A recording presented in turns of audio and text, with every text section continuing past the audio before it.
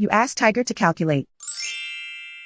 This deals with finding the midpoint between 2 points. The midpoint between the 2 points is 81.5, negative 39.5. Let's solve it step by step. Plot the 2 points and calculate the midpoint using the formula. The coordinates of point 1 are, x1 equals 85, y1 equals negative 42.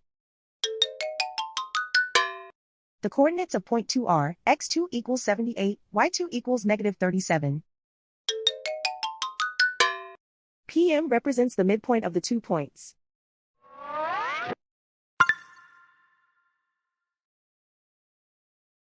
Use the x values in the midpoint formula to find the midpoints x. x1 equals 85.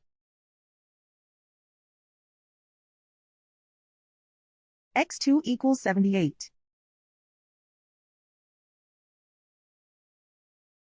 Simplify the arithmetic.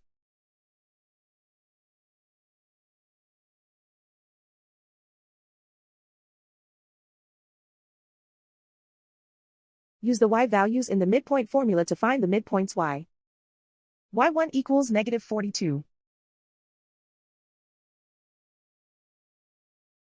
y2 equals negative 37. Simplify the arithmetic.